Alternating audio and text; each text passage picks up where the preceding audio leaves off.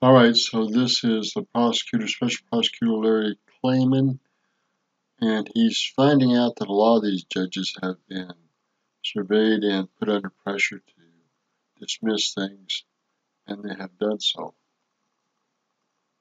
Intelligence agencies. The Chief Justice of the Supreme Court, John Roberts. Some people thought maybe that's why he flipped on Obamacare. What do they have against Roberts? And we know that this went on with regard to Trump and anybody who challenged the authorities, the two establishments in Washington, D.C. that control the money and power.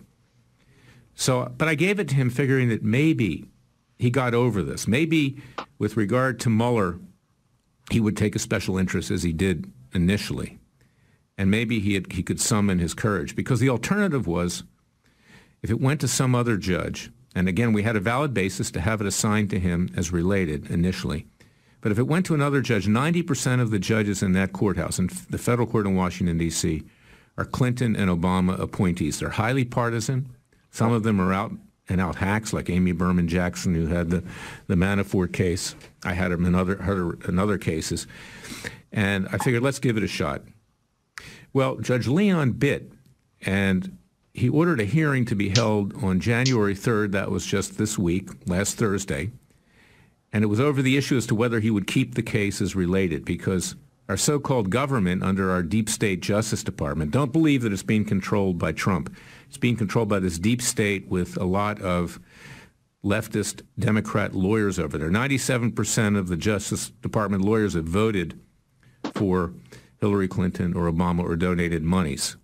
I thought, let's give it a shot. So he set this for a hearing. The Justice Department comes in and says, oh, we can't come to the hearing because of the temporary shutdown. I said, that's ridiculous. Leon ordered them into court, and we had the hearing yesterday on this. Now, you know, I took a risk. I thought it was best to try to get Leon on the case if we could. Maybe he would have a change of heart. Maybe he wouldn't be so afraid as he was before to proceed. But to make the long story short, and we'll talk about that in the second segment with Jason, because he was there watching what was going on. He has his own observations, is that Leon bailed out again. And he made a reference to the fact that I had raised a concern that he had been, quote, harvested, that is, surveilled himself by the intelligence agencies in the earlier cases. He looked like he was frightened on the bench, and he made a ruling that he was going to throw the case back into the pond, so to speak, to have it come out randomly to another judge. And when he made that ruling, I wanted to say something more, say, Your Honor, I'd like you to reconsider. We do have a valid legal basis why the case is in front of you. Although at that point, you know, it was clear that it would be better if it was with another judge. But he literally ran off the bench like a frightened elephant. And it was just scary. So we're going to talk about it when I come back, but the case then was randomly assigned to Judge Ellen Siegel Uvell, who was appointed by George H.W. Bush to the Superior Court and then by Bill Clinton to the federal court. And we're hopeful that Judge Uvell, and we're going to give her a reason, and we'll talk about our strategy when I come back, that she'll take it seriously, be nonpartisan, and we are confident of ultimately prevailing in the case. I'm going to be right back with the second segment of Special Prosecutor with Larry Klayman. 97% of the judges are that way on the liberal side in D.C. No wonder the swamp is so pervasive with their illegal activity. Is that it was logical to send it to Judge Leon. And I came, so therefore you designated initially to Leon. The other side can object, as the Justice Department did, because they wanted to go to some ultra-leftist judge. They were scared of Leon. So they did object. They did object. And at that point, the burden goes on the plaintiff to prove that it should still stay where he designated it. So that's what I was doing yesterday. And I cited a number of cases by Chief Judge Burl Howe, by Judge Royce Lamberth, who's the best judge in that courthouse, if not the United States, Judge Ricardo Urbina. And these cases all stood for the proposition you didn't even have to have the same plaintiffs in the case as long as there were common issues of law and fact. And in this case, an unusual circumstance that Leon's dismissals, which were no longer pending at the lower court, were likely to be overturned because since he dismissed those cases early on, improperly, in my view, because he was scared, I believe, had been threatened or felt that the agencies might have something on him. There was an intervening event at the Supreme Court, the Carpenter case, which cemented the fact that this kind of surveillance is unconstitutional. It came out in June of 2018. Oh. So I'm going to have a hearing next week. People from the public are invited to attend, the media. I hope you'll be there. Jason, January 9th, 9:30 a.m., 333 Constitution Avenue Northwest in front of the District of Columbia Circuit Court of Appeals.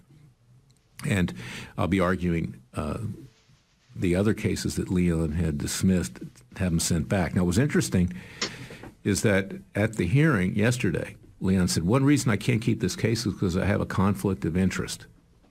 And he said, I have a conflict of interest because Mr. Klayman suggested that I might have myself been surveilled by the intelligence agencies.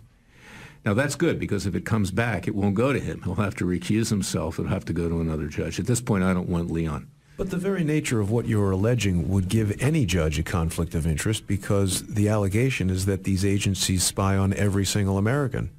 That's right. And, you know, look, you have to say what you have to say. You have to say what you believe. You can't, you know, play patty cakes. You can't try to sugarcoat. We're there to get a job done. I mean, we're not like other public interest groups that just get documents and say, you go do it somebody else. We have to do it ourselves. So that was the risk I took. Case was. So the surveillance agencies, the NEA or someone else, has gotten to a lot of these judges, and whether it be the NEA, CIA, whatever, they are using this evidence against these judges to push their buttons one way or another, and to the liberal left and not to the conservative areas, which is unconstitutional, but it is the way it is being played. Well, let me tell you something. The people that have now taken control of the House of Representatives, I'd rather have Martians. Okay? I think they'd be more rational. But they do have one thing in common. They're both red. Okay? So this week we had Nancy Pelosi, in fact, she was wearing a red dress, take control as Speaker of the House.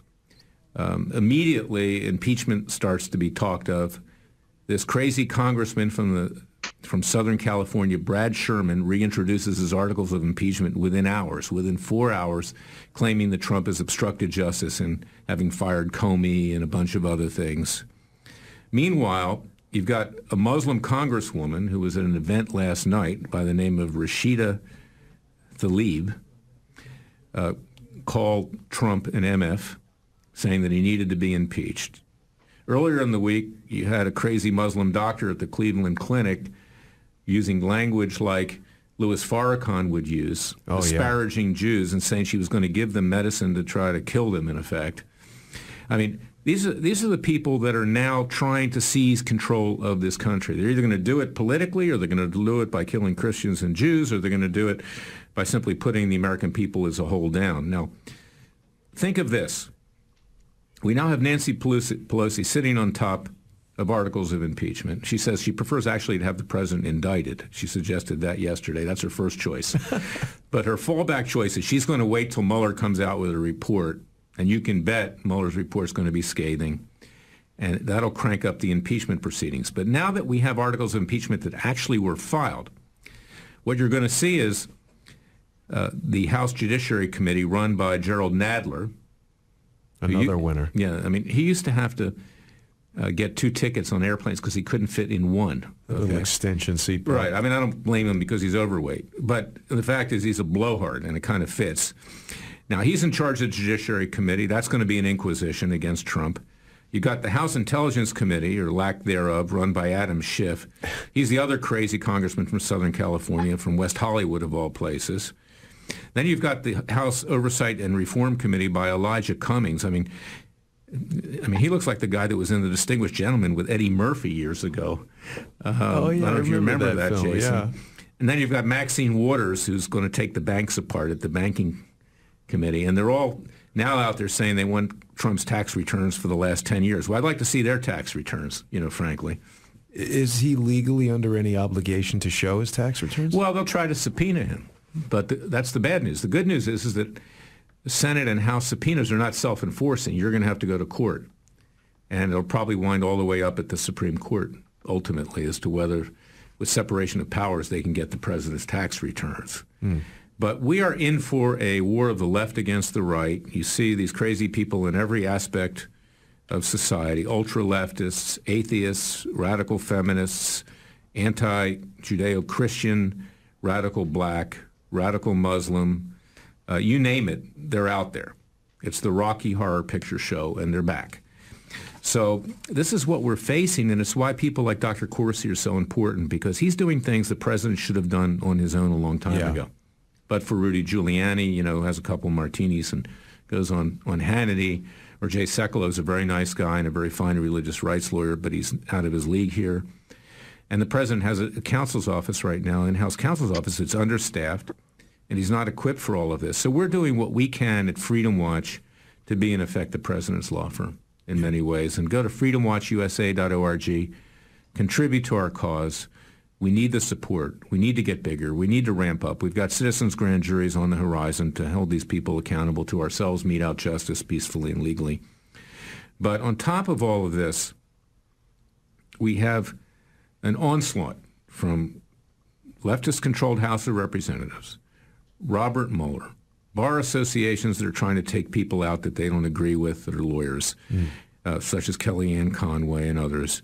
And you have the social media companies and the media, which you're expert in, Jason. And I want to turn it over to you now to talk about what's been going on there, because we have our class action against Google, YouTube, Twitter, Facebook, Apple, Instagram.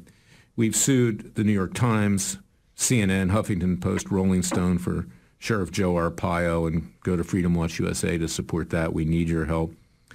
I have my case privately for Judge Roy Moore against Sacha Baron Cohen, CBS, and Showtime for smearing him in a defamatory way, calling him a pedophile. He's a very fine man. He's not a pedophile. I've known him for many, many years. And we've had these crazy judges, these leftist judges who are out of control that I tried to avoid, you know, with regard to Jerry. So if you put it all together, we're under attack. Yeah. And we got to push back. Well, I want to get your thoughts on this, Jason. Yeah, I mean, you know, Larry, to a certain extent, I think it almost transcends a left versus right, because it's almost like malicious criminals have psychologically manipulated and then co-opted the ignorant, and now it's them versus honest people, because we've got people on the right. Robert Mueller was appointed by G.W. Bush, wasn't he? He was, you see, and this is the risk that we now face. This is why we're in a crisis, because we have the stock market crashing. I believe it's primarily responsible. The responsibility primarily lies with the Democrats and Nancy Pelosi. They're destabilizing things. They want to take the president down. Of course, you have rising interest rates, which takes money away from the stock market, draws it away. You've got the situation with China. There are other factors. But I think it's primarily this political instability that's causing the stock market to in effect, crash. And you see that the president's weakened, and that's why you see Mitt Romney, who was sworn in yesterday, he basically announced he's running for president against Trump by attacking him, and he will challenge him. And the Republicans, 7 voted with Pelosi yesterday on reopening the government without a wall. So it's very fragile, the support, if any, that the president has from his own party. And you're right. It's the... Now, I'll close with this, but Lurie is showing here that the right doesn't support Trump enough. The left definitely doesn't support him enough. So he's been a lot on his own. There are other people that are supporting him from the Republican Party, and but they're not enough. It's not solid enough. They've been weak-kneed in very many cases. So anyhow, the battles are beyond unreal. I don't know how this guy does it, but he seems to keep going like a never-ready bunny. You know, he just keeps going. It's amazing. Pray for him and what's going on, because we're in the greatest civil war in the government that we've ever seen in our history of life. And we know that eventually Christ will win and rule. But I think you're seeing a great division here in the judges and in the politicians and in the other leaders. They're going to have to choose, and Trump is going to have to use the military and other things to get past the DOJ to get some stuff done, and have the tribunals and other things done, and the information actually have a chance to come out. Declassification and the information that the military intelligence already has on a lot of this mess. He's going to have to use that to get it out and get these trials done to get things moving. And remember, this is going to take time. This is going to probably take 2 to 6 years to all come out and work its way out and have this process done, even with the military tribunals. And so as he gets in the second term and works on this, continues to work on this, he'll need support throughout this 6-year term. 2 to finish up this current one, and the 4 that will go after this one. And I don't know how he will energy-wise or mentally do it and get through with all of it, but we're in for a battle that we've never seen before in the history of this nation, and maybe even world. Because if Trump can pull this off, a lot of other leaders in the world are going to do the same thing and follow suit. So the upheaval that is going on now is going to be incredible before Christ comes, and it'll literally appear that everybody's at war with one another, and that's literally what is going on. It'll all have to come to a head with Christ's second coming and the consuming of the wicked and righteous eventually being spared and the wicked destroyed and the righteous ruling with Christ after all this tremendous upheaval and battle that will go on till the second coming actually happens. Again, this is Roger Martin from Billings, Montana. Good day.